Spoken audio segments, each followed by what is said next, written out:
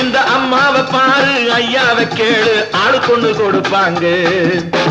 ஓடி ஓடி உழைக்கணும், ஊருக்கெல்லாம் கொடுக்கணும், ஆடி பாடி நடக்கணும், அன்பை நாடும் வளர்க்கணும்.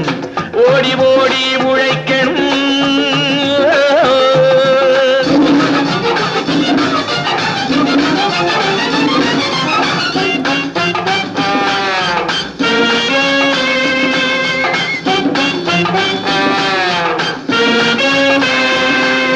சோம்பேறியாக இருந்து விட்டாக்கா சோறு கிடைக்காது தம்பி.